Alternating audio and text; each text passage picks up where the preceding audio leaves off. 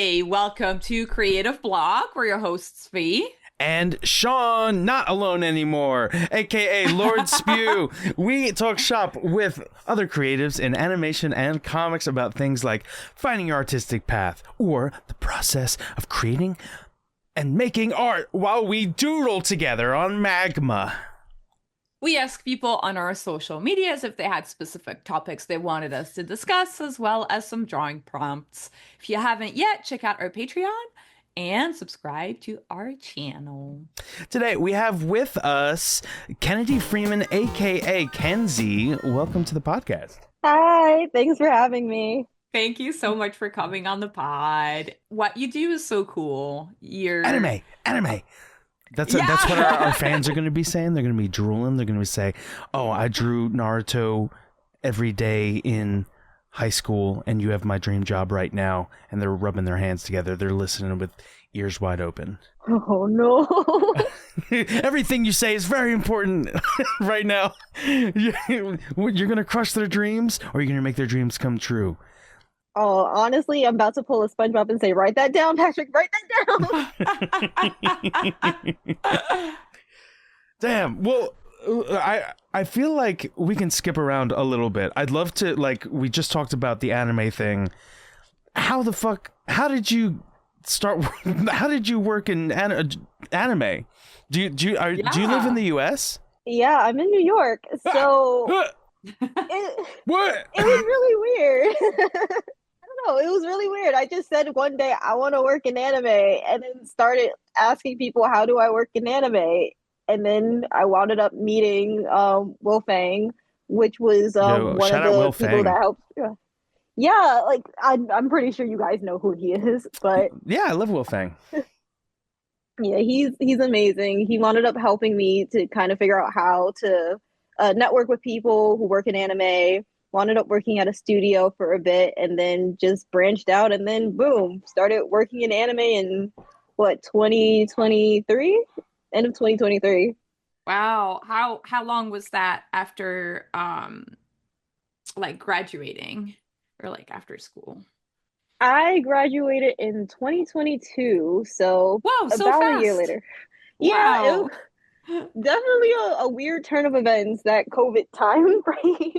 Oh my God, that's so true. I feel like, yeah, it's great to hear that even though you were like right in that pandemic, like during your years in college, you still managed to find work pretty fast because I think like 1 year is pretty fast. Was it through Twitter? When you said that when you voiced your desire to work on anime, was When you it through screamed help social into the media? ether. Actually, no. So I wound up getting very lucky because after graduation, I worked at Disney TVA, and I got to meet, well, I guess through Bree from, well, you guys got to interview Bree, but um, Yes. literally they're amazing. They wound up networking me with Derek. And when I met Derek, I ended up meeting a few other people, and that just kind of opened up my whole network. And at some point, I went to visit my friend, Sunny, while I was at California, and wanted up just meeting Will, just saying, "Hey, are you around? It's Anime Expo time." He said, "Yeah, I'm here." And I was like, "Cool.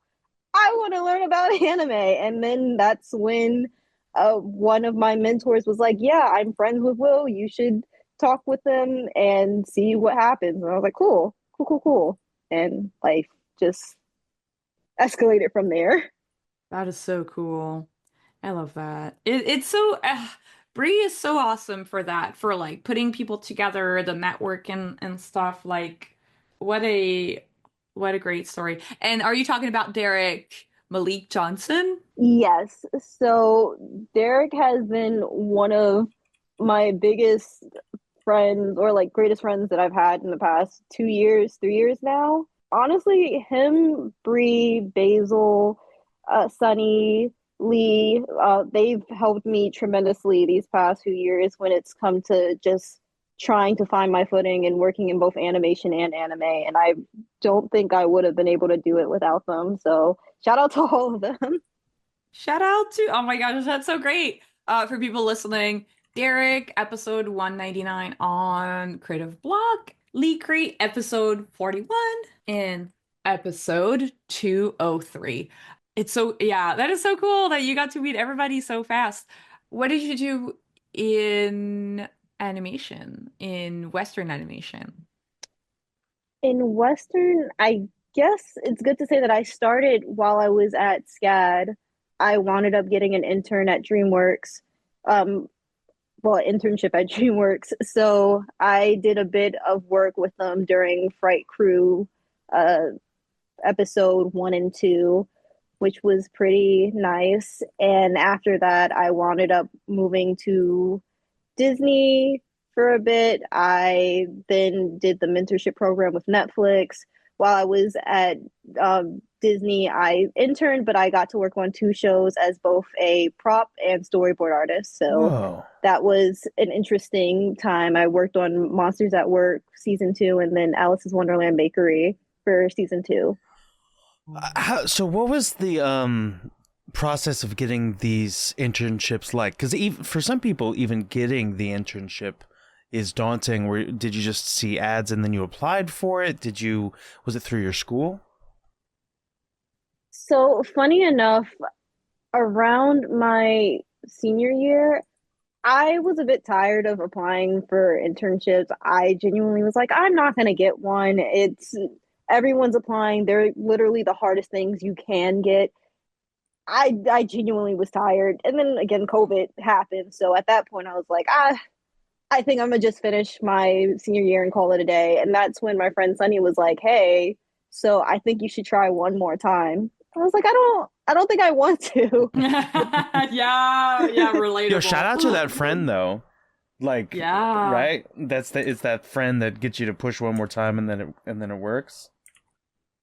Sunny has always been one of my biggest advocates when it comes to working in animation. So love them, and I'm happy that I'm still able to come to them about a lot of things. But yeah, they were like, just apply. And I was like, okay, I'll apply again. I don't want to, but if you think I should. And I did. And that's when they said, oh, I think it was because I was an RA at the time. And they were like, yeah, we also are hiring a lot of RAs because they know how to do production work Mm. or they'll be good for it. And I was like, okay, well, I applied.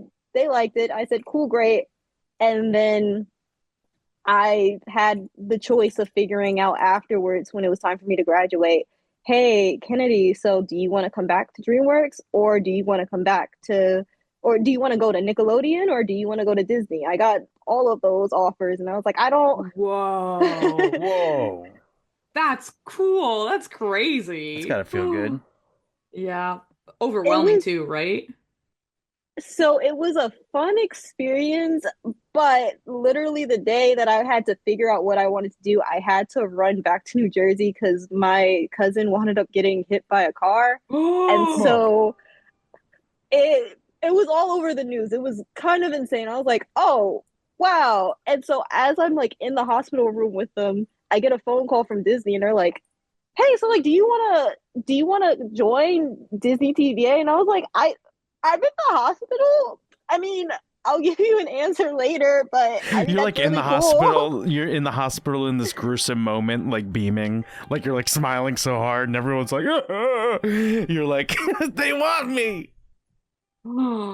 What a crazy cocktail of emotions. It was very interesting, and I will never forget my cousin's expression when I told her, and like she went from being like very out of it to being like, "So you're gonna take it, right?" I was like, "What?"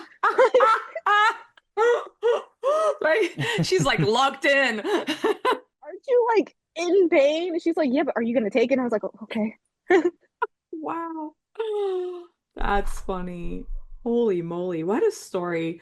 So did you end up going to Disney TVA?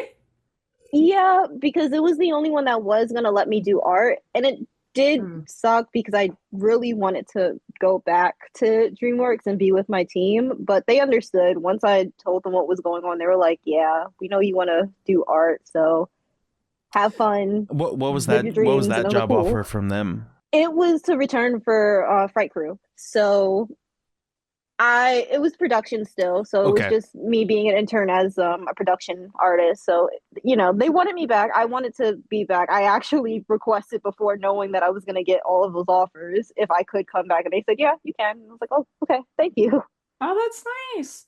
How was it going to a different studio? Like did you notice like a change in culture or like was it pretty much the same? What would you say is like the experience like? Wait, and was this all remote? Was both of these remote, the DreamWorks and the Disney TVA? Yes. Oh, So remote was definitely an experience. I remember for DreamWorks at the time, I had to go to work right after class. And so there was a time where at some point my school was trying to figure out if we were remote or not.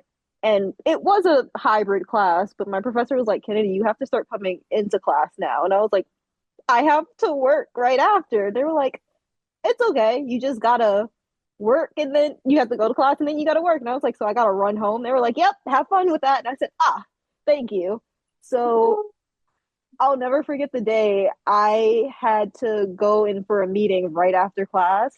So about 2 minutes before the bell rang, they were like, "Okay, you can leave." So I'm just bolting through like three different blocks trying to get to Victory Village. Like, oh, I gotta make this meeting. I'm on the phone with them while they're talking. I'm like, oh, I gotta take notes. Hot mess, but it was fun. that is like what a way to create urgency. It feels like a scene out of like The Devil Wears Prada or something. Um I'm not gonna lie, I love that movie. It's so stressful though. Yeah. Um, the the daily life of an intern. right. You're just like running around. Were you in New York at that time, or was it like a different city? So SCAD is in Savannah, Georgia. Oh, So right, right, right. I was running past train tracks and trying my best not to trip and fall into like plots of grass, and then saw a McDonald's and all other stuff. It was pretty fun. It was pretty cool. So, have you ever gone to LA for the animation industry, or have you been able to do everything remote? So I did work at Titmouse as a PA for about a year. It was supposed to be in LA, but because of how much PAs make at the time, I really couldn't afford to Yeah. make the move. Hmm. So, which sucked because I did want to go, but it was just a lot happening at once that I was like, I don't know if it's the right call. That plus family stuff. I was like, I don't know if moving to Cali at this point is good. And kind of judging by how everything is right now, I think it was the right move to not go to California. Yeah, I think that's I think that's really smart. I mean, personally, I have not really gone back into office since the pandemic, even though I do live in LA. And Derek also mentioned that in his episode that he hasn't had to move to LA to work. So I think that's like it's really good to put that out there because it's like, you know how that's a question a lot of people kind of wonder about, like, oh, Hmm. should I move to LA to work into animation and stuff? So, I think that I am an advocate of being able to work wherever it's best for both you and the team. Sure. If you're not hindering the team and the team is okay with you being out of state, that's fine. I do think that there is a culture to be had with being on site just Yeah. because like you are missing out a lot. I will say that there is a lot that you tend to miss out on and things that I wish I didn't miss out on. Going to lunch Um break with a bunch of different people every day brings hmm a lot of people mhm. together and friendships, and you go out to drink after work. There's a lot of connections to be made in a good like connections sound so businessy. Friends, you can meet a lot of friends. Yeah. Yeah, and I remember when I got a chance to visit Disney TVA and I just got to see the office and get to meet everyone. I just sat there and I was like, I missed this. Like I couldn't do this during my internship. I was sad about it.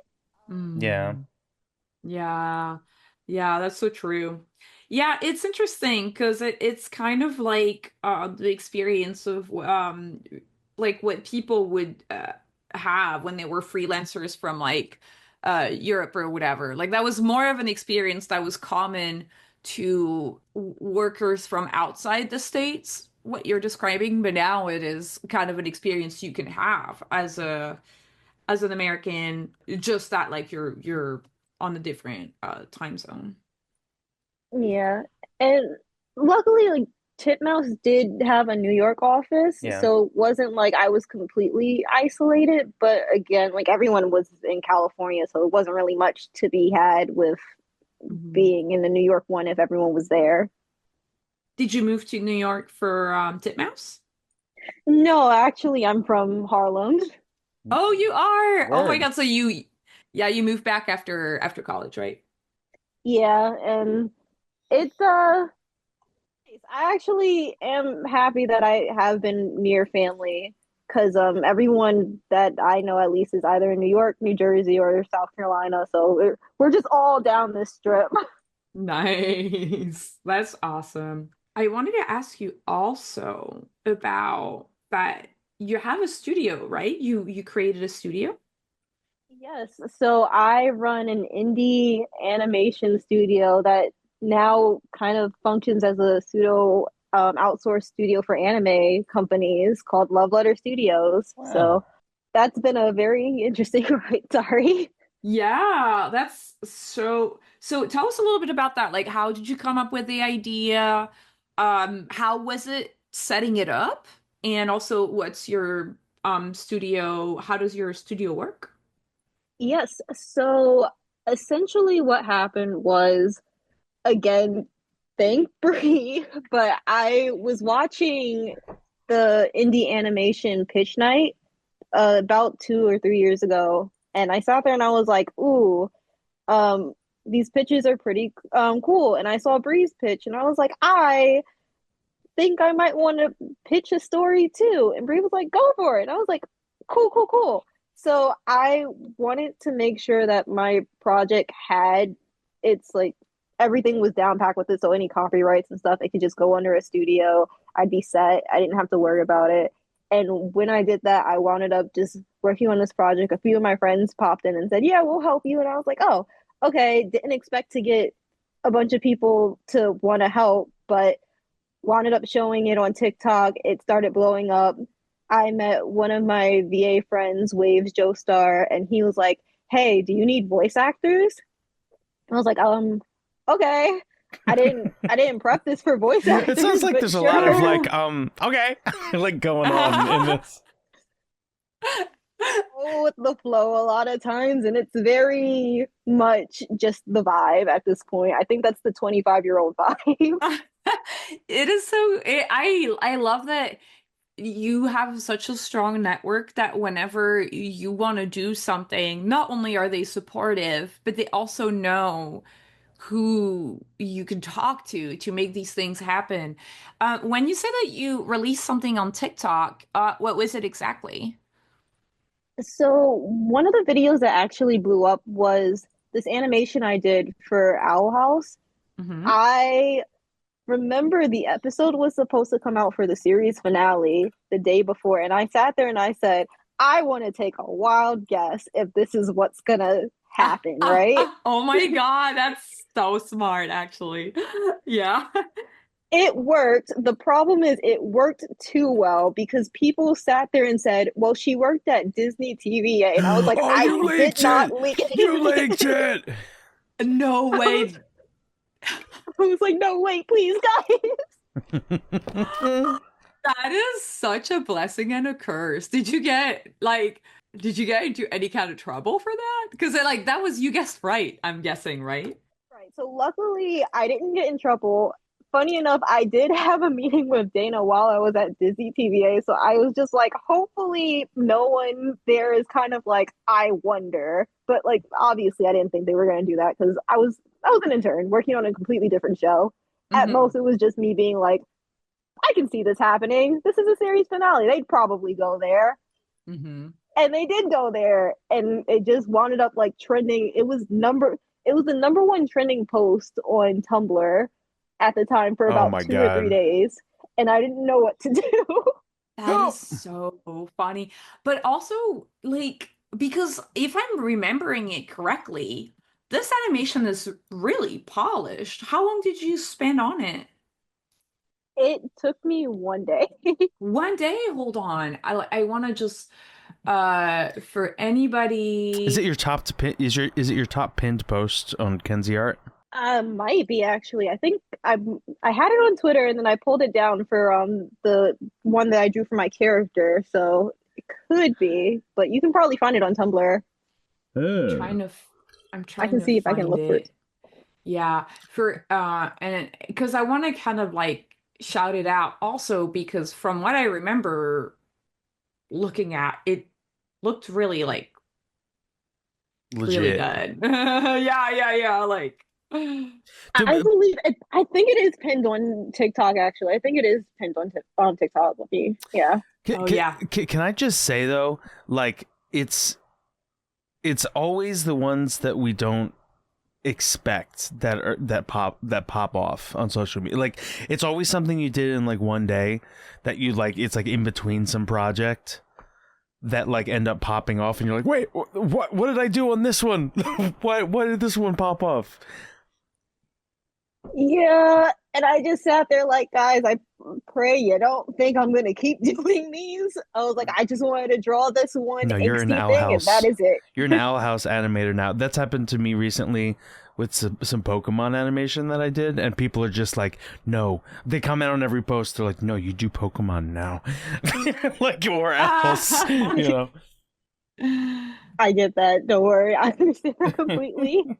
For people listening, it is on Kenzie X Art TikTok, not on the Love Letter Studio TikTok. So make sure you like look it up. It's really, Mhm. really, man. It's crazy because you at that time, did you already start working in anime or not yet?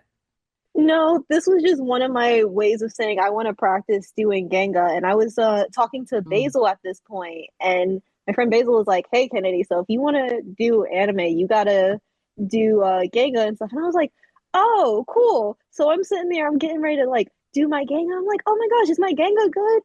Come to find out, Genga is more so like you're cleaning up the keys for animation. I was like, Basil, I don't want to clean up work. I want to animate. Yeah, Oh, yeah. yes.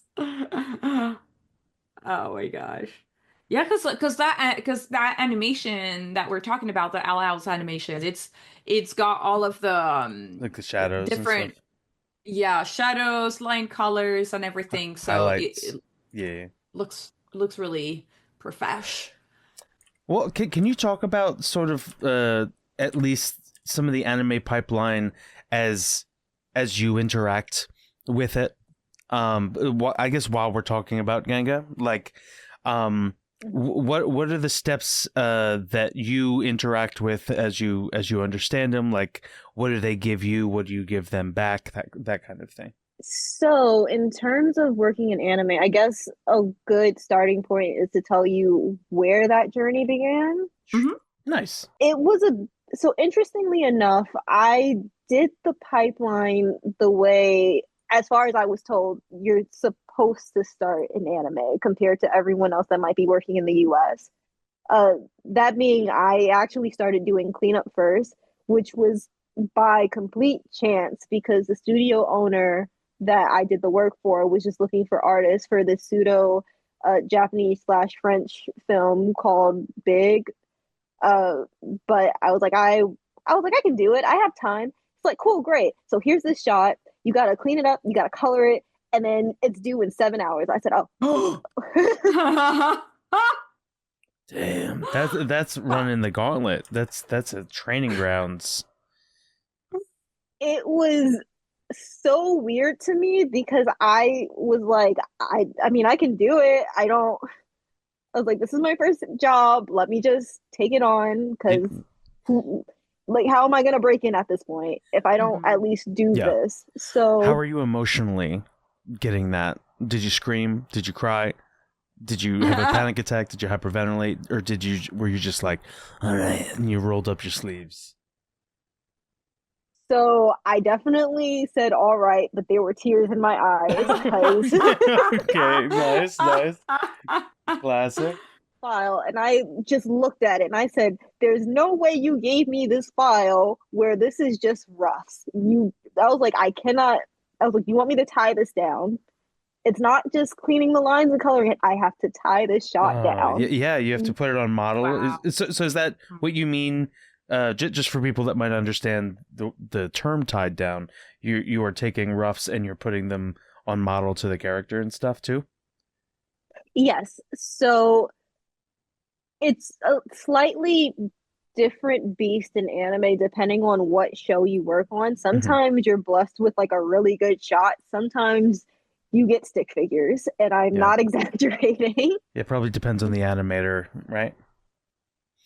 Not necessarily the animator. So I, in all honesty, would not recommend anyone in the US to necessarily work in anime if it's something that they're trying to do as a full-time thing, unless they plan on moving out of the country or have a plan B in terms of work. Uh, Mainly because one, the pay isn't that good. I Mm-hmm. will 100% like rip that band-aid off right now. Mm-hmm. And two, I've worked on shows where the deadline was the next day. Wow. Yeah. Is it very common? Would you say that's very common in anime to have that kind of a deadline, like next day that deadline? No, because when I say the next day, I mean the episode airs the next day. Oh, dude, that reminds me of Paranoia Agent. Have you seen that episode in Paranoia Agent where it's an anime production? I think it's episode seven A or long eight. time ago. And I they're all like believe so. running through the streets and like the PA is like running. I don't, and everybody's just like working until the last minute. Ooh, that's wow. How'd you feel when when you know that? When you... It it's a really hard thing to do in a sense where like you want to help the production, yes, hmm but I've been working in anime for a little over a year now. So there's times where I have to tell myself too, Kennedy, are you actually going to help the production or are you going to hinder it? Because what they need is someone who has way more experience than you, hmm or they need someone who can do this without you pulling an all-nighter for them. And it works out for them sometimes because if they give me a shot, it's like it could be 11 p.m. for them, but it's 10 a.m. for me. Wait, so So have you turned down stuff before just because you're like you need to find someone else for this because I'm not experienced enough? I have, but I've also taken Wow, stuff that I 100% shouldn't have because I thought I could, but it was just like it was too much, way too Mm, much. that's very mature of you to hmm learn when to do that.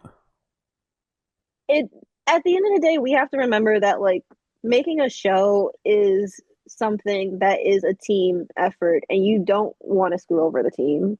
hmm We have some So questions from true. our listeners. Well, I think we kind of like addressed from Mew Mary underscore artist on Twitter. They asked, how did you get your start working in Japanese productions? Would you say that was thanks to Will Feng? Yes, I think Will. I thank my other mentor, Crystal, for introducing me to Will. So shout out to her. The studio that I am heavily not naming that you guys probably notice, I will thank them for helping me get my foot in the door. Oh, But that's nice. you You always can't have say that. to, Yeah. Protect him. yeah. Mhm. At the end of the day, like even if you know, you don't work with them anymore, still thank the opportunity that you had because, you still had it. You got to be grateful for whatever So kind of comes your way. we brought up Will a few times. What is his relationship to? Is he a liaison in between you and the studios? Like, what does he have to do with anime? Essentially, like he just kind of told me to talk to this person, and I did. Oh, okay. He's like friends with the right people. Yeah, again, it's a situation where I just have a habit of networking a lot, and it usually ends with people saying, "Hey, you should talk to this person," and then I just keep going down the list. And luckily, again, everyone that I've spoken to has been nothing but kind to me in terms of just trying to figure out where to go next. What are your networking tips for people who are not networking savvy. I heavily tell people this all the time. If you are networking with someone, remember that you are networking with a person, because the amount of times I've seen people only talk to someone just because this person might get me a job, Doesn't or feel this good. person it, yeah, and I'm like, you have to, or like an assignment, because I've had a few people who would message me because not necessarily because they wanted to network, but it was because, hey, so I have a homework assignment. Can you can you talk with me? And I'm like, I don't know. I was like, I'll talk, like I've talked to other people in that same exact class, but I'm like, there's a way to do it to keep the network going. And Yeah. so that's my one advice for people that I live by. Like, if you're going to network with someone, remember that you are talking to another human being. Right. You make like treat them as that. Don't treat them as like a means to an end or a commodity, or like, oh well, they're this famous person. Just, I'm talking to someone. I want to learn more about your story. Hopefully you want to learn more about mine, and we can just go from there. Yeah, another thing that'll happen sometimes is even if they're incredibly nice and they answer your questions anyway, you might have just used up your like they might not respond to you next time, or they that might be your like last favor. You know what I mean? It like Hmm. because these people are Hmm. busy and it never feels good to be used. I've been messaged so many times by people just saying, "Hey, you know Adult Swim, get my show made, make my show." And I'm like, what's Oh the my would God. that work for Hmm. anybody? Like what? I'm not a studio, first of all. Second of all, what makes you think I would risk my relationship with this company to like throw your idea into this thing as this person that probably doesn't even do animation? Like what? Oh, funny. Yeah. I mean, again, I know a lot of times it can also be an anxiety thing where they Hmm. don't Yeah. mean to come off that way. And so, it takes it takes a lot of patience to try to figure out what the intention is there Yeah. in order to have that conversation. So, True. like, I won't just say like, because at times too, you never know. It could be a situation too where they reached out to like multiple people and then like no one's ever responded. And so that's when like they start using a more direct approach to try to talk to you. Yeah. It can be a few things. So I try to be patient with that, but that's why I say just remember, like, no matter what, whoever you're talking to, they're a person at the end of the day. Yeah. And, stuff is going on in their life as well. Like they might Yeah. be, I don't know, they might be going through something, or like they might be like overworked or whatever. So if they don't get back to you, Mm-hmm. it's not you. Yeah, there's a lot of Yep. parallels here to asking someone out. Like I'm hearing a lot of the same advice. Like, okay, first of all, they're a person. They might are they in the middle of something? Are they are they stressed out? Say something nice first, like you want to get to know them. So true. We have more from you, Mary underscore artist. We kind of touched on that. How much Japanese is required from someone who'd be freelancing and is a foreigner? So you brought up using a translator, but you also brought up so like a Google Translate, right? Is that what you were alluding to? Uh, so I do use a translator, but to put it as more in terms of like how I go about stuff, like I'll use a translator to translate the files that I have or when I'm messaging people, but it is good to still learn the language because like if you're gonna work in their industry, you gotta at least meet them halfway, you know? Mm-hmm. Um, and not to mention like the amount of times I like see them smile when like I'll say something in Japanese. Of course, they'll be like, "Oh my gosh, Kennedy, your Japanese is cute," and I'm like, "That probably means I messed up that word drastically." Oh no. I actually heard and read, I don't know if that changed, but I have read that it's actually better to not speak Japanese too well. It's good to, obviously you got to speak it so that you get understood, but it's kind of good to like make a little bit of mistakes because Yeah, because then they underestimate you. They think you're a little baby, and they'll pull their punches.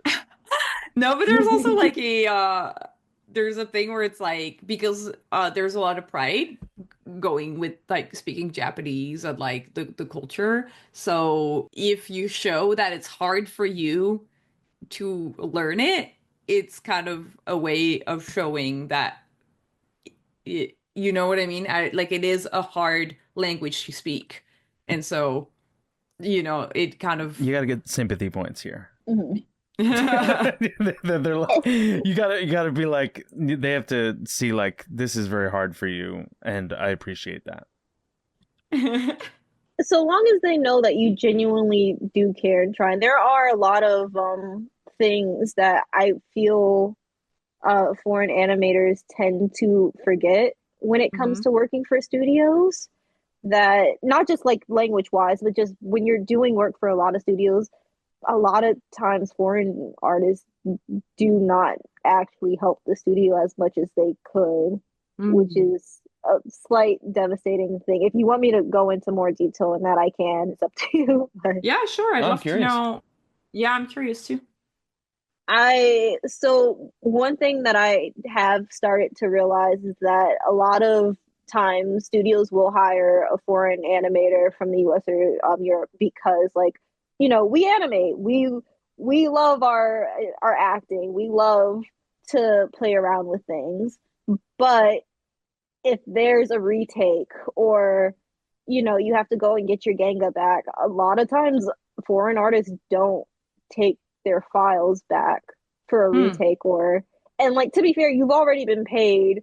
You don't get paid that much, but Yeah. at that point it's like it's a different culture. You already signed up for it. How are you going to feel if like you didn't do your retake and then the episode finally comes out and the shot's no longer yours, someone else did it? Are you going to keep saying it's your shot, or are you going hmm to kind of remember like you didn't take on your work, you didn't get a chance to do your Ganga for corrections? And it's not to say that like they didn't want to do it per se. When it comes to Ganga, one of the projects that I was working on that I was really looking forward to doing Ganga for, at least two of the shots that they sent at the very end, I couldn't do it because the episode was coming out, I think, the next week or something. Or like, no, it was coming out like I think 4 days before it was due. Mm. And they were like, hey, but like we need this in 24 hours. Like, we can't pass you this shot, but like, can you pass us these other two shots in like 24 hours? I was like, I can't, because it's 11 p.m. here. And you hmm guys need this before 11 a.m. my time hmm tomorrow. So I have 12 hours to do all of this. I want to do it. And they weren't upset with me, luckily, because I did take on most of my Ganga. But to put it in perspective, I did the layout almost a year ago. Mm. Oh. Oh. Mm. So it's not the fault necessarily of the artist at times. And I'm not gonna say it's the fault of like production or anything either. It's quite literally like something just happened along the lines with like the schedule, and it just wasn't working out as well as it could have. hmm But like I said, there are artists where like there's times where they'll overdraw for anime. I'm one of those people where I still feel like I overdraw for my shots, and I feel like really bad because I have to kind of remember like how keys work in Japan are slightly different from how they work in the Mm. US.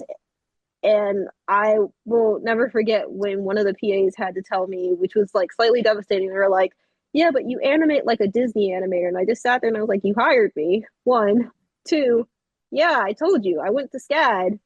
I got taught by Disney animators.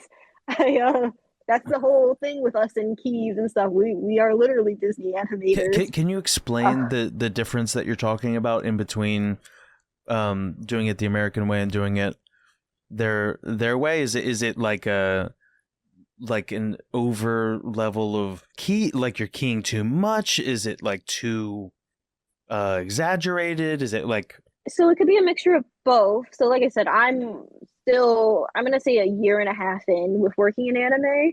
So honestly, I get really excited when I get retakes, only because it makes me remember that like I'm not some amazing animator. I'm just an artist who's starting out and hmm trying her best. And a lot of times studios there are times where studios don't give you a retake. They'll probably pass it on to another person and they don't tell you. So like you might think your shot is fine, but it actually Oh, okay. wasn't what they were looking for. But the difference essentially is like in Japan, it's how I mentioned the whole storyboard situation, where if you're storyboarding in the US, it's essentially pretty much similar to animating in Japan. We have to draw our backgrounds. Uh, Most times, I know like there are times where for us, we actually have a background artist that's already done the pre-production for it. But in anime, they expect you to actually like have your backgrounds. Sometimes you have to do your own character designs. Sometimes you got to do your own Interesting. prop design. Mm. Yeah. Luckily, again, I come from a character and prop design background, so like that's not the worst thing for me. What is the worst thing for me is when they send you a manga panel and say, "We didn't design the prop, but here you go," and you just go, "Oh, thanks, I guess." Hmm. How much Same thing with the character. how much storyboarding have you done any storyboarding for anime? Not for anime, but I will say storyboards in anime are definitely a lot different. They are more so thumbs. Hmm. Our definition of thumbs, Okay, I should cool. say. From what I Mhm, have personally seen, usually storyboards are done by the episode director. So the episode, mhm. so quote unquote, just director. So it's they're overseeing every step of the process. Gotcha. So because I remember telling a friend of mine who's worked in Japan for a very long time, and I was like, "Yeah, I want to do storyboards in Japan." And I think I mean I didn't realize what I was saying. I think he just kind of looked at me like kind of like you have no idea what you're talking about because it's Yeah. like yeah, it's like you have to be you're at the top of the food chain when you do these boards. So Mhm. whereas I feel like in American animation there's sort of what is it like bottom heavy. It's like the pre-production and storyboards are very responsibility heavy, tie down heavy. Like a lot of the time we're doing our own layout as a like and we don't have a layout department over there. It's you guys have layout and tie down and like you have these processes transitioned to like clean up and keyframe and tie down stages. Yeah.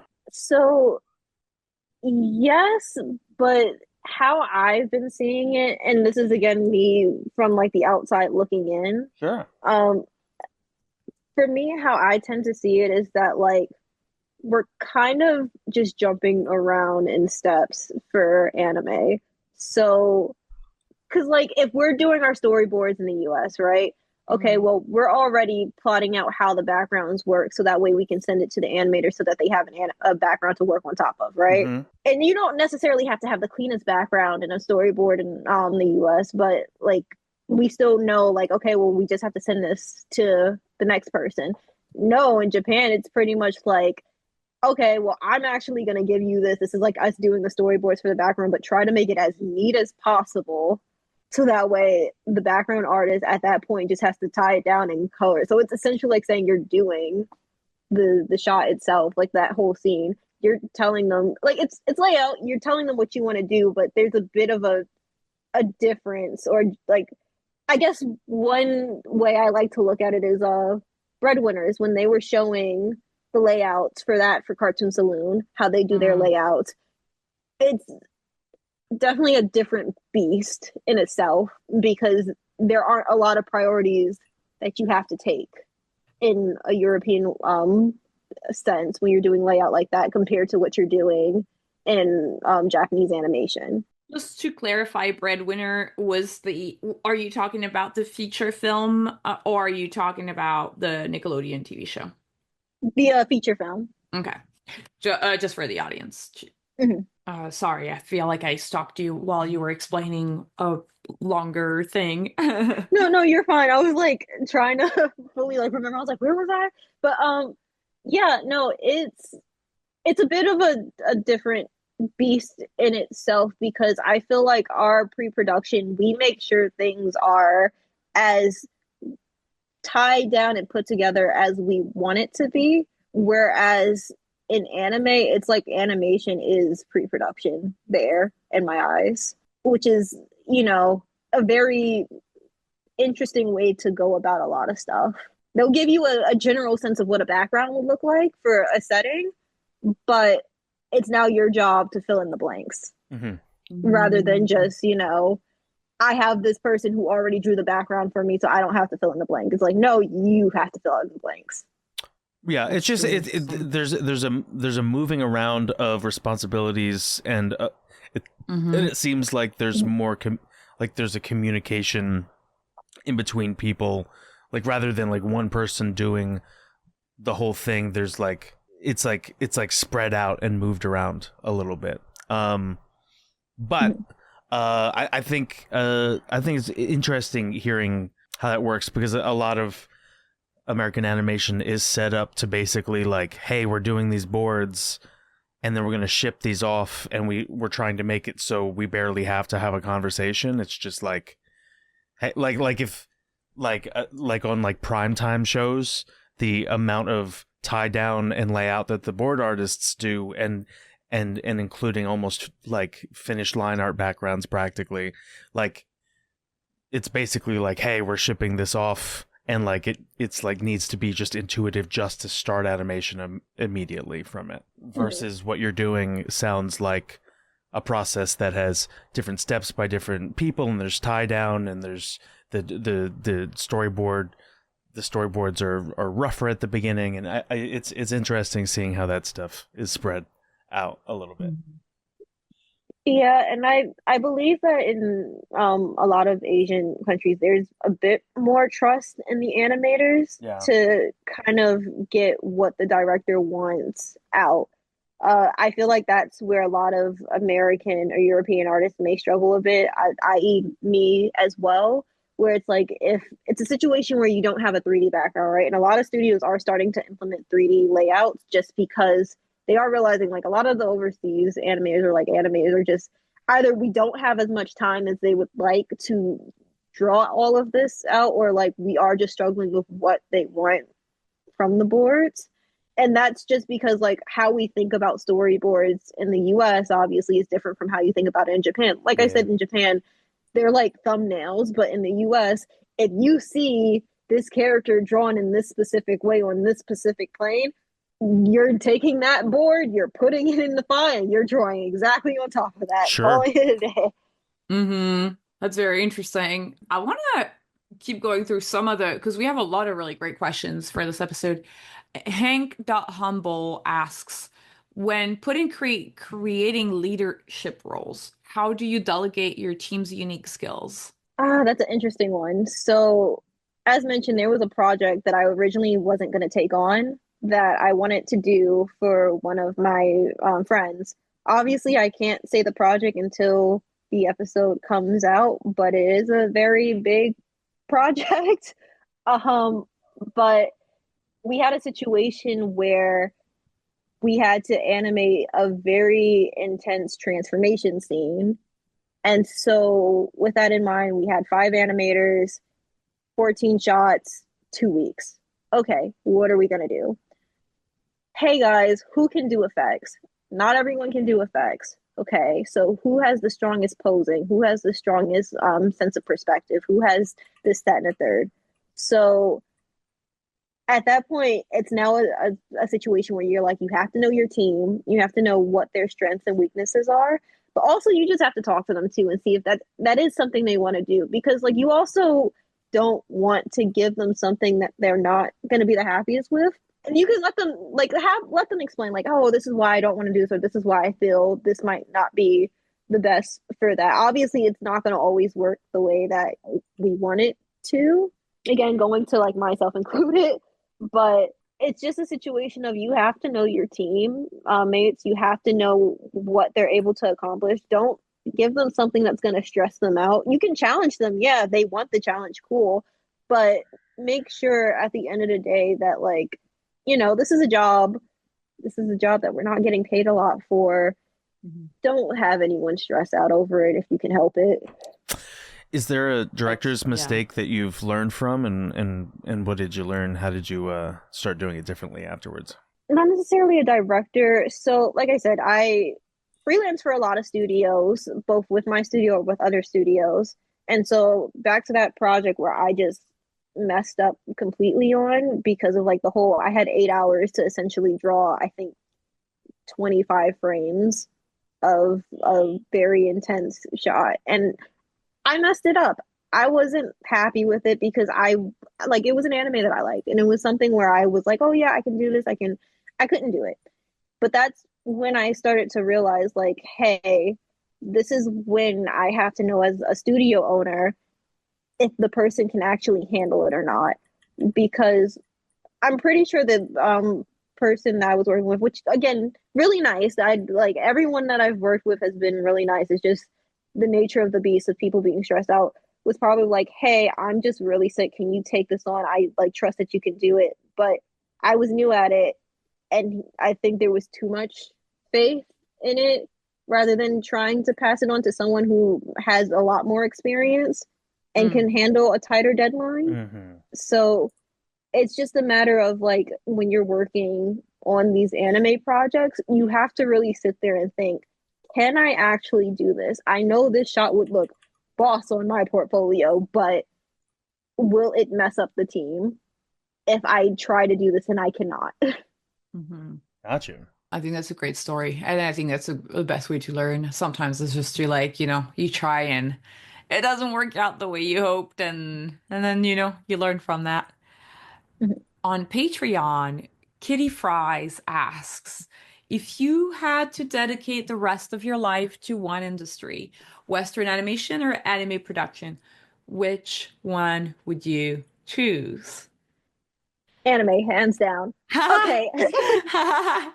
I You, know I just said I wouldn't recommend this for people in the US. I wouldn't recommend because of the pay. Like, as much as I keep saying that, you love it. I also feel like I have a, yeah, like I wouldn't be doing this if I didn't love it, you know? Hmm. Um, Luckily I'm in a situation where like I stay at my family's house still. Hmm. While I do wish that I had my own place, and I'm slowly working up to that once again everything gets back on track. But my family sits there and goes, "Hey Kennedy, this is something that you love. We are going to let you ride this out until you're able to find something that you love that pays a bit more." But Hmm. you know, you're building your portfolio, you're working on all these things, you're getting credits after credits because literally from like the I think the second week of January all the way up until like last week I had a or 2 weeks ago I had a credit every single week, which was Wow. Damn. every for almost what was it? I think it was 12 episodes, 12 or 13 episodes I worked on for the winter season. Um for completely different shows. Not every time, but like a majority of the time. So and again, like sometimes I'll get a call from a random studio saying, "Hey, I need help," and it's like, "I can do this," or like, "I can't, but I'll try my best." And at times I point them to other people who might be able to do it, not necessarily at my studio because, like, again, I know my team. I'm also not going to stress them out with something that they probably can't handle. But I know other artists who work in the anime industry longer than me that could probably help them out. Hmm. Um, but I feel like I just like jumped around my point. It's okay. Yeah, Western versus Japanese Yeah, I industry. love it. Yeah. Oh wait, did I? Whew. No, Okay, no, that that was was me. That was me. okay. Yeah. Moral of the story: I do love the freedom and the trust that Japanese studios give you. I don't like when they don't actually like tell you like at times what the problem is because there are times where they straight up just won't tell you, and you Mm. have to just kind of sit there and go, "Oh well, I guess I have to figure out what I did wrong." But when they do tell you and they work with you with it, it's amazing because your skills level up tremendously. Mm. Now, do they not tell Yeah. you just because of time? Is it just like it's not worth it to get an interpreter to explain it because they've already given up on you? Like, what is that? It's typically a time thing. So, because they can translate it. I know right now I'm waiting on notes for one of the episodes that came out for a show that I worked on. They were like, "Oh yeah, we'll give you if there's any notes, we'll give it to you in like a week." It's been 2 weeks, and I know it's literally just because it's a time thing. Yeah. But like, Mm. if there was a problem, 100% they would have told me. So that's why I'm not too concerned with it because every time I do a job now, I just go, hey, just let me know like how I did, what did the director and the studio think, so that way I know what I need to improve upon the next time around. And a lot of times anime studios do not do that, Mm. which is the one downside. And I think I love more about working in Western, because if there's a problem, 100% they're going to tell you there's a problem. Mm-hmm. Got you. Puzzle Glum, our patron Puzzle Glum asks, what do you think Western animation productions can learn from anime production processes and vice versa? I think that Western productions could definitely learn a bit more from, I want to say, trusting their outsourced animators, but I know that's easier said than done, depending on the situation. There were a few examples of this on Twitter about one of the shows that came out for a Western audience, where the boards wound up just kind of mimicking the animation, or like the animation was like the boards to a T, just because of how they were boarded. The boards were amazing, by the way. Like I'm gonna say, like, the boards were amazing, but I know like a few Japanese animators were like, yeah, but see, now this takes the fun out of it, because if we were given these in like any situation, we now know that we have to do this to a T. There's no room to like try to be creative with it or like do anything else. And I'm like, yeah, I see what you're getting at. And I do agree that there is a creativity loss there from like the animators. But I also know if it's a situation where like there's a tight deadline or a tight budget, or like a very strict director, I know why they're doing it, Yeah. because they want it exactly like that. But Yeah. it, again, you kind of lose the ability to be creative in that sense. I think it's To like, some, yeah, that's operating from a an idea that your animator, like if you turned in looser boards and expected something really good in return, you're operating from a perspective that the animator you will get will be one, talented, two, motivated, and three, creative, and mm-hmm, four, have the time, which often is like not the case when working with vendor studios. A lot of the times they just don't have the time, or they also have learned to not be creative because they don't want to get notes back. They would rather just do the boards and then be like, well, that's the way it was in the boards, and so we're not doing the notes because notes take time, mm-hmm. and it's better for a vendor studio to avoid having a pass notes. So yeah, no, I totally understand both sides of the equation here. Yeah, and again, it's really hard for like to really say what's going on, because again, it really just depends on the production. It depends on who you're outsourcing to.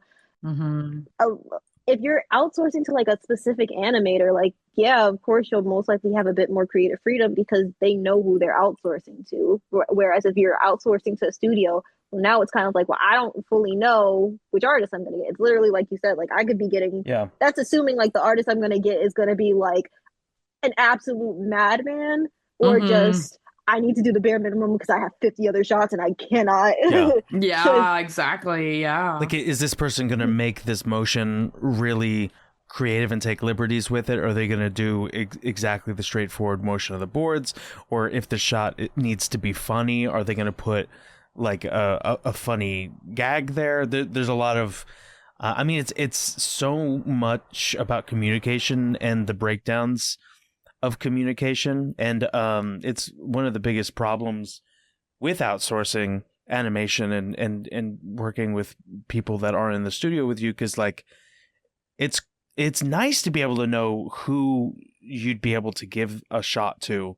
Like if you're directing a project, you know, like, okay, I know my go-to like action animator, or I know my go-to like this needs to be a really beautiful flowy thing that like a Disney animator could do or whatever. It's nice to, if you're a director, you know, to be able to delegate stuff in that way. Mm-hmm. But again, like a lot of times we don't have that liberty of doing that. So, like I understand both sides of the coin, but if it's a situation where like I'm outsourcing to one person. Cool, I know what I'm expecting. I'm outsourcing to a studio. I don't know what I'm expecting. Hmm. So that's the Western part. They could learn like a little bit more trust. Yeah. And what do you mhm. think would be something that anime could learn from Western production, if there is anything? Definitely going back to the whole notes situation, I feel like it is very, very, very important to let your artist know what notes were needed or like what things needed to be changed so Hmm. that they know what to avoid and what to fix for like any future projects. Mhm. Because like again, if you're not doing your Genga, if someone else has to do it because of like you got it at the last minute or like time constraints, cool. Well, I don't know what I needed to fix unless I ask you, hey, can you send me what the person did so I can study that? Which again, Mm. sometimes they might, sometimes they won't, but it depends on them because if like you're working on an episode where the episode airs in like a day or 12 hours, you can't really expect much from that because they're overworking themselves. There's been times where I've had one of my friends message me and she's like, I just got home. I said, no, no, what do you mean you just got home? It's 7 a.m. She said, yep, and I gotta turn back around in an hour and go right back to work. I said, what? Wow, Yeah. that's crazy. Is that a friend who is Japanese or American? Yeah, she's one of the production managers that I got to talk with while working in anime. And Wow. so, like, it's not the first, like, there are a few production managers and production assistants that I talked to. And, like, luckily, because we all did production assistant, like, we essentially understand what the Yeah. Yeah. other is going through. But at times I also sit there and go, I don't think I need to complain about me being a PA because y'all be going through it way. I was like, it is illegal to keep someone overnight in the US. Like that's not happening here. Yeah. So true. Have you ever been to Japan? No, I'm actually trying to see if I could plan a trip for sometime this year or next year. Oh, very nice. What would you do? What would you do on your trip as your main goals for a trip? I want to go to the Ojamajo Doremi Cafe if it is still there for the Mhm. store. That is, for context, it was a show that aired on 4Kids called Magical Do Re Mi, and I think that influenced pretty much all of my love for anime and magical girls. Ah. But That I show would is definitely so say cute. It's so cute. it was, and I was very shocked when I hit third grade to find out that there was more episodes of them in third grade as well. So that was a fun adventure for me. Oh, it's so cute. Did you still like them after they had started growing up a little bit? I cried because it was like they were growing up at the same exact time as me. Oh my God, that's so crazy. That's awesome. Do we have one last question? Yes, we have the final, the ultimate question of the podcast. Do Oh you no. ever experience creative block?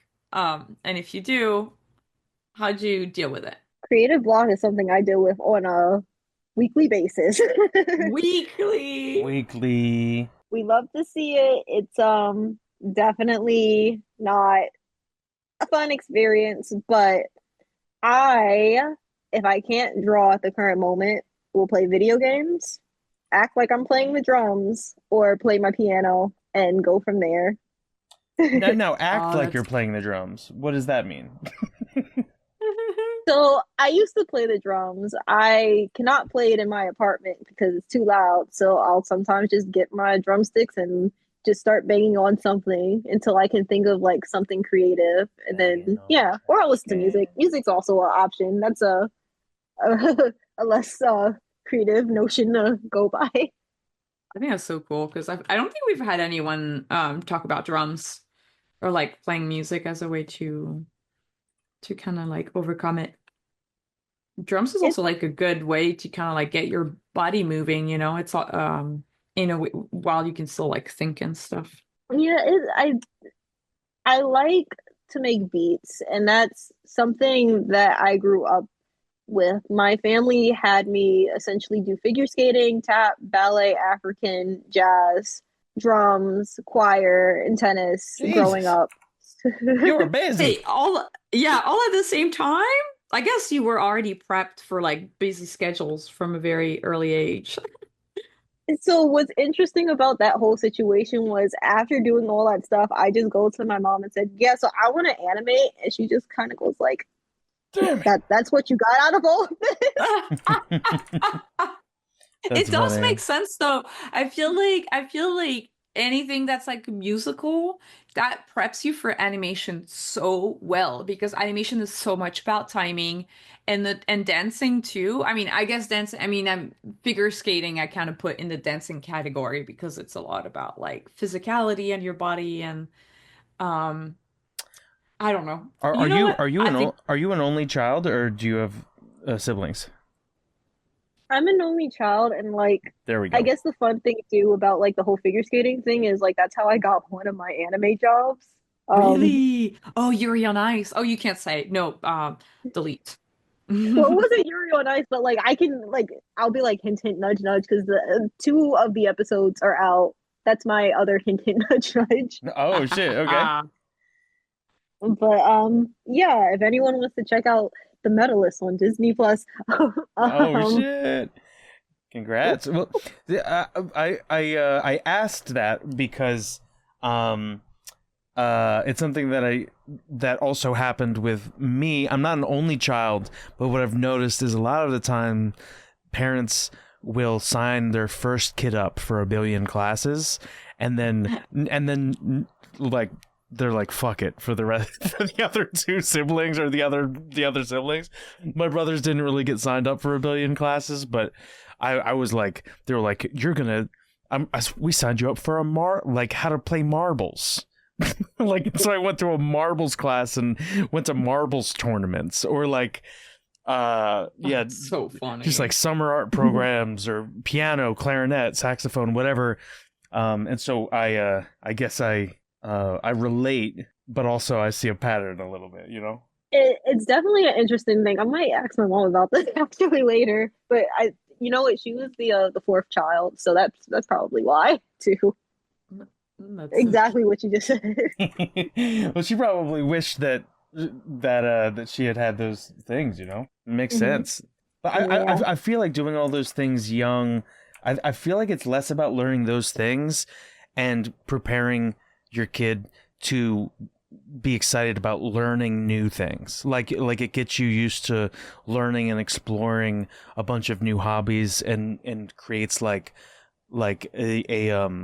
a habit of having a hobby as an important thing in your life that's outside of just like schoolwork or whatever. And I think as you get older, I think that those hobbies really matter, and especially when you start working more and more during the week, you know.